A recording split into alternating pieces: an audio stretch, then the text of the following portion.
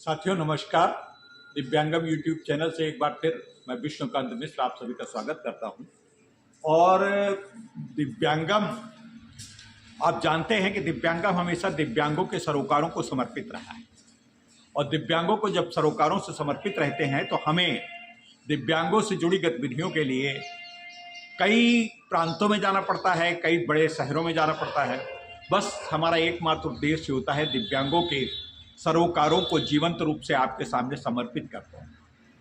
आज दिव्यांगों का सामूहिक विवाह हो रहा है और दिव्यांगों का सामूहिक विवाह करने के लिए आपके सुनाम धन्य श्री नारायण यादव जी का नेतृत्व और उनके नेतृत्व में दिव्यांग स्वाभिमान सम्मान समारोह के अंतर्गत प्लेटफॉर्म पर एक दिव्यांग सम्मान समारोह भी हो रहा है और उसमें सामूहिक विवाह हो रहा है। कल से कार्यक्रम हो रहे हैं, बड़े भावुक कार्यक्रम, बड़े लोकगीत, बड़े प्रचलन की लोक प्रथाएं और संस्कार सब कुछ होता रहा। बहुत अच्छा लगा। उसके सब वीडियो आप अभी देखेंगे या देख रहे होंगे या देख चुके होंगे। हमारा ये क्रम चल रहा है, लेकिन आज इसमें कुछ महान हस्तियां हमारे साथ आई हैं। हम चाहते हैं कि उन जो विख्यात हस्तियां हैं जो आपको प्रेरित कर सकती हैं और जो अपने कर्म से एक नए आयाम गठित किए हैं, उनसे भी मिलाओ। और उनसे मिलाने के लिए आज हम लोग जहाँ पे रुके थे वहाँ पे हम तीनों लोग रुके थे, तो सोचते हैं कि एक अनौपचारिक वार्तालाप आपको भी दिया जाए। हम लोग देखें कि हम लोग क्या वार्तालाप करते हैं, कैसे बातचीत करते हैं, कैसे आपस में हम आगे की योजनाएं आप लोगों से जोड़ करके आपके लोगों सरोकारों को केंद्रित करके हम बात करते हैं। तो मिलते हैं, हमारे बीच में कौन कौन है आइए आपको मिलाते हैं। हमारे बीच में हैं ये आपके सामने, सर आप अपना परिचय दीजिए। नमस्कार जी, मेरा नाम विजय बिष्ट है और मैं मिश्रा जी के साथ कई सालों से जुड़ा हुआ बोल सकता हूँ मैं। आज विजय बिष्ट का आज आपको राज की बात बताऊं। विजय बिष्ट थोड़ा शर्मा रहे बताने में। विजय बिष्ट के दिव्यांगों के सरोकारों से जुड़े होने के कारण ही आज उन्हें दिव्यांगों का एक सफलतम और बड़ा अच्छा गौरवशाली सम्मान दिया जा रहा है इसी कार्यक्रम में। तो मैं इनसे मिलता हूं, आखिर क्यों ये सम्मान के पात्र हैं, इनसे भी बात पूछता हूं। और इस बीच में आप हमारे बीच में और भी दिव्यांग हम जिनकी इच्छा कर रहे थे, जिनकी कामना कर रहे थे, वो लोग भी आ गए हैं।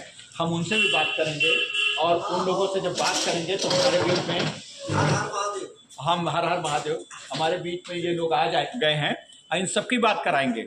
और हमारे बीच में डॉक्टर मनोज गुप्ता भी आ गए हैं, लेट अस कम। और ये लोग जो लोग आ रहे हैं उनको बिल्कुल आप अनौपचारिक रूप से देखें, कोई औपचारिकताएं नहीं, किस तरीके से किन कठिनाइयों को पार करके हमारे दिव्यांग सीढ़ियाँ चढ़ते हैं और किस तरीके से हम लोग आते हैं। इसी को तो कहा गया पंगुम लंघते गिरे। ये हमारे लिए पर्वत से कम नहीं है और ये पर्वतों को जब हम पार करना होता तो दिव्यांगों के साथ कोई न कोई प्रभु सहायक भेज देता है। हमारे बीच में उनके साथ में हैं, तो मैं सबका परिचय कराता हूँ। ये हमारे डॉक्टर मनोज गुप्ता। डॉक्टर मनोज गुप्ता के नाम से आप परिचित होंगे। डॉक्टर मनोज गुप्ता वो नाम है जो पूरे देश में जाने जाते हैं अपनी कविताओं के लिए, अपने दिव्यांगों से जुड़े सरोकारों के लिए और अपने दिव्यांगों के संदेशों को पूरे अखिल विश्व में प्रसारित करने के लिए। इसके बीच में हमारे साथ हैं, जरा आप सर आप अपना परिचय दीजिएगा पूरा। जम्मू कश्मीर राजौरी डिस्ट्रिक्ट।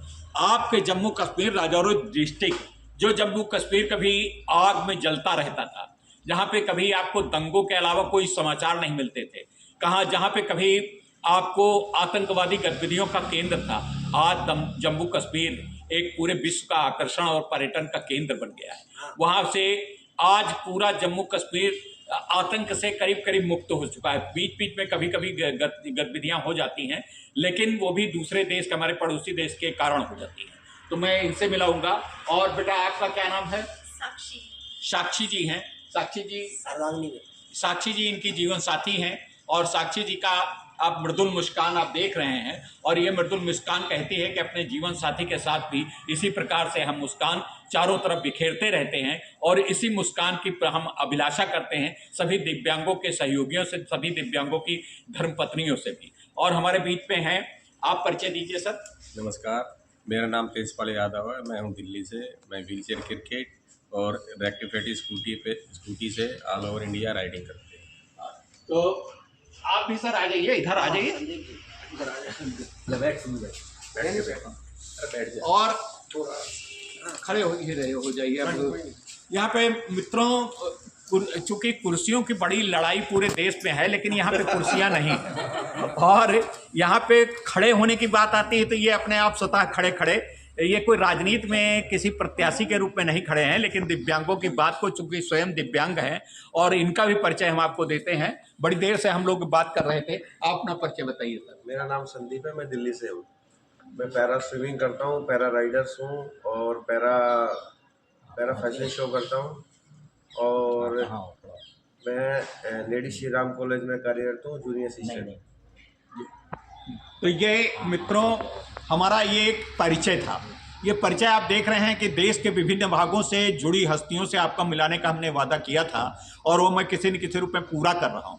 तो मैं शुरुआत करता हूँ आज के, जिनको कह सकते हैं ब्राइड ग्रूम, दूल्हा, जिनको आज सम्मानित होना। इस बीच में सम्मानित होने वालों में हमारे बीच में संभवतः केवल एकमात्र आप भी सम्मानित हो, 2 लोग हमारे बीच में, क्या बात है, 2 लोग सम्मानित होने वाले हैं। इन लोगों से पहले शुरुआत करते हैं। मिस्टर विजय से बात मैं करता हूँ। और विजय जी, आपको ये सम्मान मिल रहा है, आपको कैसा लग रहा है? बहुत बढ़िया, बहुत बढ़िया, बहुत अच्छा लग रहा है। हाँ, तो ये और सम्मान के अलावा जो ये देखने को मिला, जो शादियाँ जो हो रही हैं ना, हमारे जो पीपल विद डिसेबिलिटीज़ वाले जो कपल्स हैं उनकी, तो वो देख के मुझे बहुत अच्छा लगा। बहुत अच्छे से जो ऑर्गेनाइज़ किया हुआ है सब पूरा इवेंट, और बहुत मज़ा आया। अगर हम थे इनके साथ में, इनकी हल्दी सेरेमनी में हमने पार्टिसिपेट किया, तो आज उसी की वो ज़्यादा अच्छा है, अवार्ड से ज़्यादा मुझे वो ज़्यादा अच्छा लगा। ये तो आपकी विनम्रता की पराकाष्ठा के अवार्ड से ज़्यादा, लेकिन जो ये विवाह भी हो रहा है, इनको भी हम कामना करते हैं कि ऐसे लोग अपने वैवाहिक जीवन को इतनी उच्चतम शिखर पर ले जाएं कि उनका भी सम्मान हो। बिल्कुल बिल्कुल। तो ये जिसे विजय जी, मैं आपसे पूछता हूं कि इस प्रकार के जब आप सम्मान पाते हैं तो सम्मान के साथ साथ आपका दायित्व भी बढ़ जाता है। तो दिव्यांगों को सम्मान प्राप्त करने के बाद दिव्यांगों के दायित्वों का कैसे और अच्छी तरीके से निर्वहन करने का प्रयास करें? जी बिल्कुल, मैं खुद दिव्यांग हूँ, बोल सकता हूँ मैं अपने आप को। तो मैं समझता हूँ उनके जो प्रॉब्लम्स हैं, जो भी उनकी कठिनाइयाँ हैं, तो जिस तरीके से भी मैं मदद कर सकता हूँ, मैं कोशिश करता हूँ कि उनकी मदद करूँ और उस पर अपनी वो दूँ, अपना कंट्रीब्यूशन दूँ। इसके अलावा मैं और विजय जी के विषय में आपको थोड़ा सा बता दूं। विजय जी बहुत शुरुआत से दिव्यांग क्रिकेटर के रूप में जाने जाते हैं और इन्होंने बहुत पहले, जबकि दिव्यांग क्रिकेटों के विषय में कोई सूचना नहीं था, बड़ा आश्चर्य होता था। मतलब दिव्यांगों के न केवल क्रिकेटर के रूप में, किसी भी खेल में दिव्यांगों को जुड़ा होना, अरे क्या बात करते हो, ये कहाँ दिव्यांग, वो शब्द मैं कहना नहीं चाहता लेकिन कहते थे, अरे लंगड़े लूड़े अंधे बहरे, ये क्या दिव्यांग, ये कोई खेल खेल सकते हैं? इनको तो बस केवल एक जोड़ दिया जाए। उस सोच को इन्होंने तोड़ा है, उस सोच के साथ इन्होंने विद्रोह किया और उस सोच को आगे बढ़ाया और क्रिकेट के रूप में इन्होंने बहुत बड़े अच्छे हस्ताक्षर। क्रिकेट के विषय में कुछ विजय जी बताएं आपको। हाँ, ये व्हीलचेयर क्रिकेट जो है काफ़ी मैं देख रहा हूँ, हम लोगों ने जब शुरू किया था तो अभय और एक अभय प्रताप हैं और एक सोमजीत करके एक लड़का है और मैं, हम लोग शुरू में काफ़ी इन्वॉल्व हुए इसमें। तो अभी तो बहुत बढ़ गया है पूरे इंडिया में, सब जगह मेरे को लगता है टीमें बन गई हैं, अलग अलग क्रिकेट बोर्ड बन गए, हर एक स्टेट का कॉम्पिटिशन हो रहे हैं। तो बहुत अच्छा ग्रोथ देखने को मिला है इसमें और बहुत अच्छा लोग इसमें पार्टिसिपेट कर रहे हैं, खुशी से कर रहे हैं और बाहर निकल रहे हैं, घर से खेल रहे हैं, अपनी हेल्थ बना रहे हैं। तो बहुत अच्छा लगता है सब देख के। अभी मेरा इतना वो नहीं है इन्वॉल्वमेंट, मैं पहले यूपी की तरफ से खेलता था, फिर मैं यूपी क्रिकेट बोर्ड का सेक्रेटरी भी था, लेकिन अभी फ़िलहाल मैं नहीं हूँ, मैं अपने दूसरे कामों में लगा हूँ। ठीक है। अच्छा, आप इसके बीच में इनके पार्श्व में बैठे हुए हैं डॉक्टर मनोज। डॉक्टर मनोज की कविताएं बड़ी सरस होती हैं। इनको लोग मंचों का सम्राट कहते हैं और दिव्यांगों के रूप में जब ये सम्मेलन मंचों को संभालते हैं तो तालियों की गूंज, उसमें एक अजीब सा उत्साह सभी लोगों को एक सोचने के लिए मजबूर कर देती है कि दिव्यांग भी ऐसी बातें, इस प्रकार के इनकी सोच ऐसी है, इतनी तीव्र सोच है कि कहाँ सकलांगों के पहुँच। तो मनोज जी, मैं आपसे पूछना चाहता हूँ कि दिव्यांगों के विषय में आपकी कविताओं के करने के कैसे विचार आए? देखिए, जहाँ तक दिव्यांगों के विषय में कविताओं की बात है तो मैं उसका जवाब दूंगा। अभी खेल की बात चल रही थी, जैसे हमारे बिष्ट जी कह रहे थे, कि क्रिकेट खेला है और यूपी लेवल बढ़िया खेला है। तो मैं अपनी बता दूं, मैंने भी नेशनल लेवल पे शतरंज खेला है। कि जो लोग कहते हैं कि ये लोग क्या खेलेंगे, जैसे आपने अभी बोला कि दिव्यांग लोग क्या खेल सकते हैं, तो मैं भी अपने विद्यालय की तरफ से राष्ट्रीय लेवल पे शतरंज खेल के आया क्या बात है। और उसमें मुझे अच्छी पोजीशन पे मैंने बड़े बड़े खिलाड़ियों के साथ खेला था। और जहाँ तक दिव्यांगों की बात, तो मैंने आपको पहले ही कह दिया है, दिव्यांग होना एक शारीरिक एक विषमता हो सकती है और इसके अलावा कुछ नहीं है। मेरा तो ऐसा मानना है कि भाई शारीरिक रूप से हम हैं जी, फिर तो मैं यही कहूँगा जो कर रहे हो तुम वही कर रहा हूँ मैं।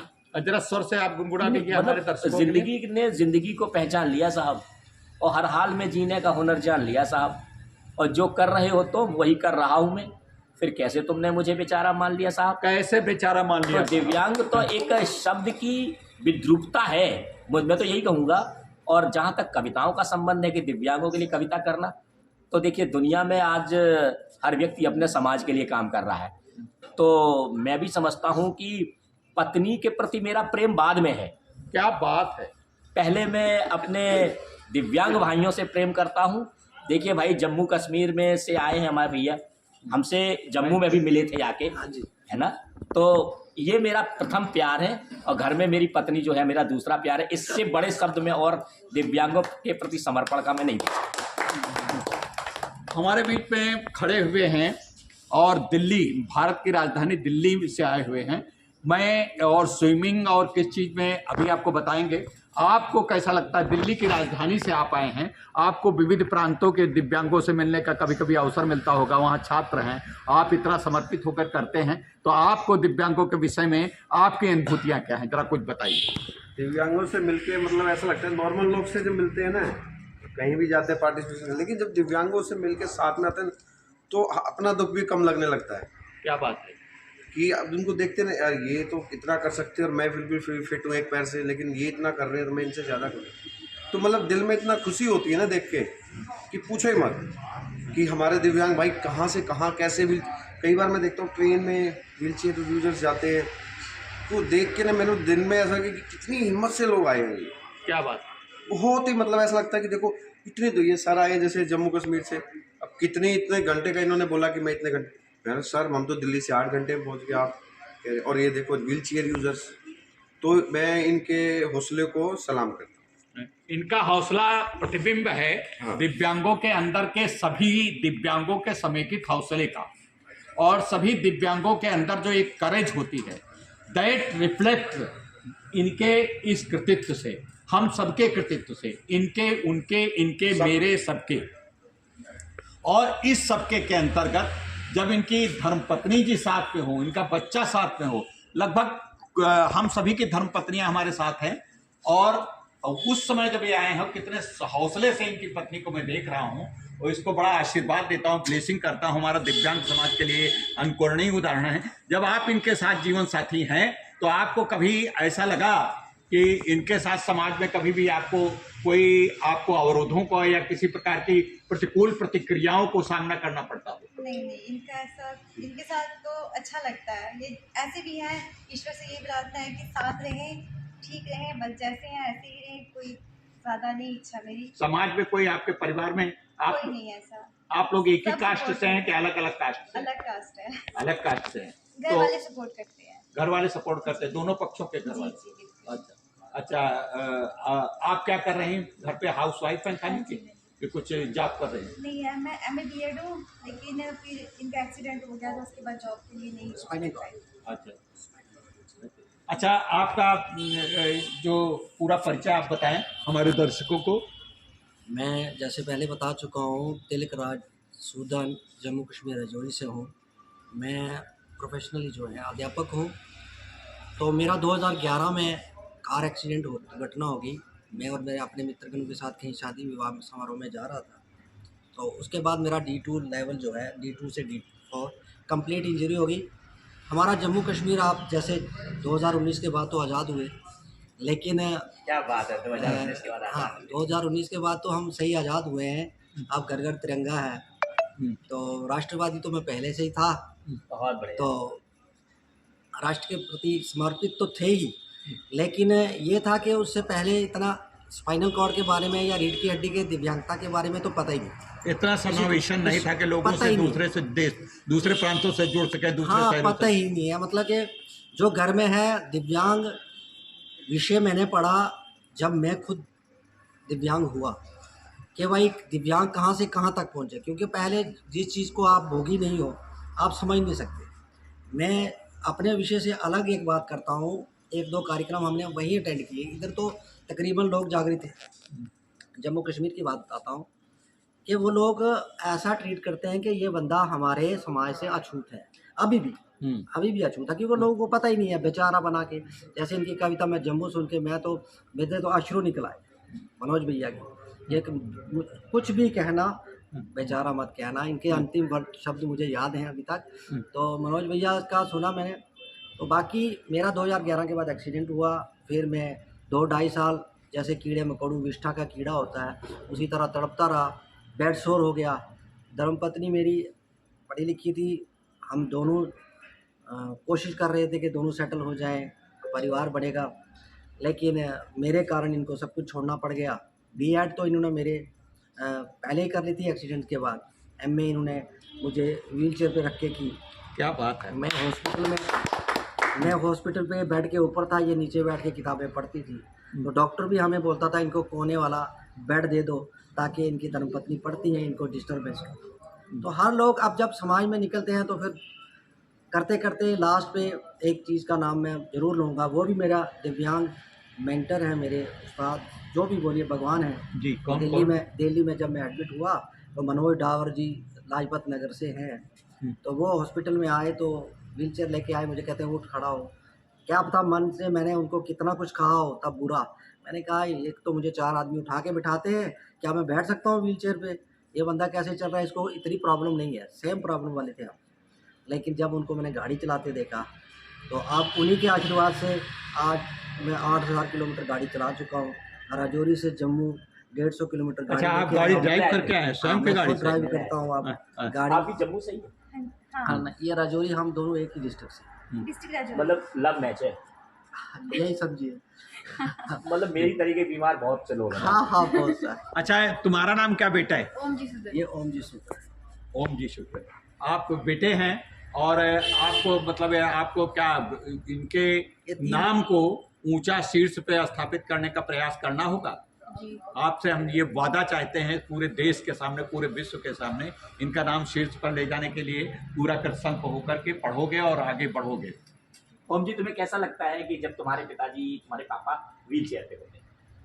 अच्छा नहीं लगता, क्योंकि मतलब तुम्हें अपने स्कूल में कभी ये नहीं लगता कि हमारे सबके मम्मी डैडी पेरेंट्स मीटिंग में अच्छे से आए हैं और हमारे डैडी जो है व्हील चेयर पे आए? कैसा लगता है? अच्छा ठीक लगता है। कोई दिक्कत नहीं होती? नहीं। मतलब ये तुम मैसेज देना चाहते हो उन सब लोगों को हाँ। कि I am proud of my father, है ना? 3 मास का था जब मेरा एक्सीडेंट। ये 3 महीने का। 3 महीने का था तभी एक्सीडेंट हुआ। अब 13 साल का हो गया। अच्छा, अब थोड़ा सा राजनीतिक मुद्दे पे आते हैं, कुछ बात पूछते हैं। जी। जम्मू कश्मीर में क्या सचमुच में पहले कभी तिरंगा नहीं लहराता था? विशु सर, लहराता था लेकिन उतने हर्षोल्लास के साथ नहीं लहराता था। और कश्मीर का नाम तो आप तिरंगे का भूल ही जाइए। क्या बात? जम्मू में कुछ हद तक था, लेकिन अब तो लाल किले पे जब तिरंगा लहराता है, शान से लहराता है तो और आनंद आता है, तो पूरा भारत दिखता है। नहीं, और अब जम्मू कश्मीर में भी उसी उत्साह से, उसी पूरे उससे पूरा आप घर घर तिरंगा दिख रहा है। अच्छा। हम तो पहले ही लहराते थे, जम्मू में तो लहराते थे, कश्मीर में थोड़ा था, अब तो कश्मीर के घर घर में युवा कश्मीर का जान चुका है। अब सिर्फ पानी की सप्लाई के लिए टनल बन रहे हैं, रोड के लिए नहीं, कि एक डिस्ट्रिक्ट से दूसरे डिस्ट्रिक्ट में पानी नहीं जा पाता, वो बन रहे हैं। पिछले दिनों में देख रहा था, एक हमारा दोस्त ही कोई मित्र चला रहा था कि एक डिस्ट्रिक्ट से दूसरे तहसील तक जाने के लिए 3 के 4 किलोमीटर टनल बना सिर्फ पानी सप्लाई के। अच्छा, ये कहाँ हो पाता था पहले? अच्छा, आप जम्मू के दृष्टिकोण से मैं केवल बात नहीं कर रहा हूँ, मैं कश्मीर में जानना चाहता हूँ कि कश्मीर में लोगों के राजनीतिक झुकाव अब क्या हो रहा है। चुनाव होना चाहिए, चुनाव की इच्छा उनके मन में है। अभी तक तो चुनाव खाली एक प्रदर्शनात्मक होते थे, अब तो चुनाव हमको लगता है वास्तव में होंगे। हाँ, अब हो जाने चाहिए और होंगे भी, और इसका पूरा राष्ट्रवादी जो संस्कार वो जागृत होगा। क्योंकि पहले ऐसे हालात नहीं थे कि आप चुनाव करा सकें, इसमें कोई संकोच नहीं है। अब चुनाव होगा और भारत के पक्ष में होगा, पूरा भारतीय वहाँ ध्वजा जो रोपण हो रहा है घर घर में, और वहाँ के जो लोकल जो लोग हैं वो जान चुके हैं नहीं, एक सवाल हम, आप एक ऐसे ज़िले से आते हैं राजौरी, और जो कि पुलवामा और ये सब जो ये कुछ ज़्यादा प्रभावित क्षेत्र हैं टेररिज्म के पिछले कई वर्षों से, तो आप राजौरी में रहते हैं, थोड़ा राजौरी के परिदृश्य के बारे में बताइए। कैसे जो जनरल आम पब्लिक है वो राजौरी में किस तरीके से उनकी रहना, क्या भयभीत रहते हैं, या पहले की कंडीशन क्या थी और अब कंडीशन क्या है? पहले ये था कि हमारे जम्मू से पुंछ जाते समय बीच में राजौरी पड़ता है, और हमारे 6, साढ़े 6, 7 बजे के बाद गाड़ियाँ चलना बंद हो जाती, क्योंकि रात वो गाड़ी चलना मनाही थी, चेक पोस्ट थी। आपको ठीक 10 किलोमीटर 15 किलो के बाद एक चेक पोस्ट मिलती थी, आपके आई कार्ड चेक होते थे। अब आपको रात को 2 बजे जाओ, 3 बजे जाओ, मंदिरों के घंटाल सुनाई देंगे आपको, वहाँ बूढ़ा अमरनाथ यात्रा। अब तो महाराष्ट्र से आ रहे हैं, महाराष्ट्र से यात्रा आती है स्पेशल, और उनके स्वागत के लिए रास्ते में पंडाल लगे होते हैं। रात को 11 बजे आ रही है, 12 बजे आ रही है, 1 बजे आ रही है, सुबह 4 बजे जा रही है। अब तो दिन रात, अब दिल्ली और जम्मू जोड़ी में कोई फर्क नहीं रहा। क्या बात है, बहुत अच्छा है। चलिए अब उधर हम जरा थोड़ा सा बात करते हैं हमारे बीच में बंधुवर। आप कहाँ से, आप पूरा परिचय दीजिएगा। मैं तेजपाल यादव दिल्ली से, मैं wheel chair cricket team Indian player.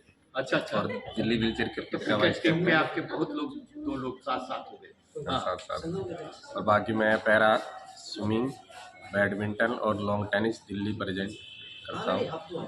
बाकी मैं सोशल वर्क वगैरह भी, हमारा एक ईगल राइडर टीम है, उसके साथ हम फैशन शो और राइडिंग वगैरह करते हैं। हम लद्दाख। अच्छा, इस समय जरा पैरा ओलंपिक में तो हमने बहुत अच्छे पदक लाए। पैरा ओलंपिक को बड़े सम्मान की दृष्टि से अब देखा जाने लगा है। पैरा अभी के एक परसों हम एक अखबार पढ़े, उसमें परसों एक बड़ा मतलब वहाँ के जो दिव्यांग प्रकोष्ठ के भारतीय जनता पार्टी के जो चेयरमैन है मिस्टर राय, उन्होंने एक लेख लिखा कि पैरा ओलंपिक में सिलेक्शन में बड़ा भ्रष्टाचार है। इसके ऊपर कुछ आप बता पाएंगे? कुछ ऐसा है, संभावित लगता है? देखो जी, ये भ्रष्टाचार जो है थोड़ा बहुत है हमारा, लेकिन इसके लिए हम इसको नकार भी नहीं सकते, क्योंकि इसमें जो पारदर्शिता आनी चाहिए वो अभी आई नहीं है। एक तो कहाँ पे कब टूर्नामेंट हो रहे हैं, हमारी कमेटियाँ क्या करती हैं, पहले तो उसको डिक्लेयर नहीं करती कि ये टूर्नामेंट इस एरिया में स्टेट का अब होगा। वो जैसे नेशनल आने वाले होते हैं उसके 1 सप्ताह 10 दिन पहले, 2 दिन पहले अखबार में या ग्रुपों में डालती हैं, हर किसी को पता नहीं लगता। अच्छा, इस पे आप क्या सुझाव के मतलब इसका सवाल होना चाहिए। एक तो ना तो हमारे यहाँ पे क्या है, ना तो हमारे को कोई सुविधा है, ना सबसे पहली होती है पैरा ओलंपिक वालों को सबसे पहले तो बेस्ट उपकरण, वो हमें प्रोवाइड नहीं हो पाते हैं। कोच भी प्रोवाइड नहीं हो पाता है, प्राइवेट करना चाहिए। अब जो सक्षम है प्राइवेट करने के लिए, जो अपना खुद का खर्चा उठा सकते हैं, वो लोग तो कर लेते हैं। बाकी हमारे 80% पैरा ओलंपिक नहीं करते, घर के तरफ वालों से सपोर्ट नहीं मिलता हो। सब कुछ ऐसे हमारे साथी हैं जिनको घर की तरफ से सपोर्ट मिलता है और वो आगे बढ़ जाते हैं, बाकी जो है। अच्छा, इस पे आप जरा बताइए कि पैरा ओलंपिक के दृष्टिकोण को रखते, परिप्रेक्ष्य को रखते हुए क्या सरकार को और कुछ अच्छे कदम उठाने? सरकार को काफ़ी अच्छे कदम उठाने चाहिए। सरकार को हर डिस्ट्रिक्ट में ट्रेनिंग सेंटर, कोच प्रोवाइड करने चाहिए, जो भी आए सीखे, जो लगता है भाई हम जिस गेम में आगे बढ़ सकते हैं उनको उसमें आगे बढ़ाया जाए। और एक इनकी पारदर्शिता होनी चाहिए, ये है नहीं हमारे में। कोच भी हमारे पे हम जाएंगे तो कोच भी हमें जाते के साथ जो हमें गवर्नमेंट ने अपॉइंट कर रखे हैं उनको हम कहेंगे हम सीखना चाहते हैं, आप हमें कराओ, वो भी हमें आनाकानी करेंगे, कहेंगे आप उस फील्ड में जाओ, आप ये करो, आप वो करो, मतलब एक तरह से संतुष्ट नहीं मिलता। तो और मित्र, और आप अपने व्यक्तिगत जीवन में और मतलब कौन, परिवार में कौन कौन है? परिवार में मेरी वाइफ है और मेरे 2 बच्चे हैं, एक बच्चा 9th में, एक 8th में। पत्नी आपकी सकलांग है कि मतलब वो भी दिव्यांग? वो भी मेरी तरह ही आपकी तरीके से। तो आप दोनों में सामंजस्य खूब रहता है? हाँ जी, खूब रहता है, बढ़िया ढंग से। घर का सपोर्ट है, जब भी मैं बाहर निकल पाता हूँ। दिव्यांगों को परिवार बढ़ाने के लिए आप क्या चुकी आप इस समय दिव्यांगों का हम शुरू में सोचते थे कि हम हैं तो हमारे को परिवार नहीं बढ़ाना चाहिए, लेकिन परिवार तो बढ़ाना पड़ेगा। घर वाले भी कब तक साथ देंगे?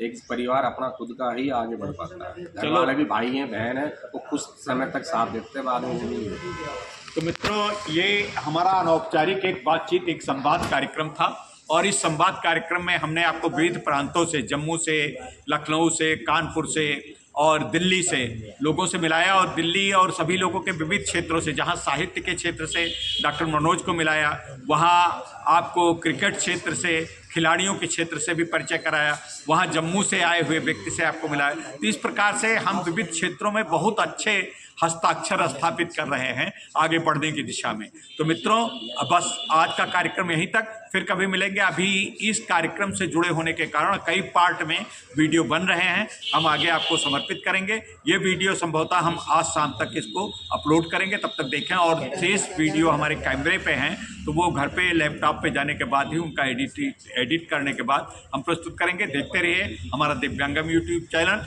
नमस्कार, फिर मिलते हैं।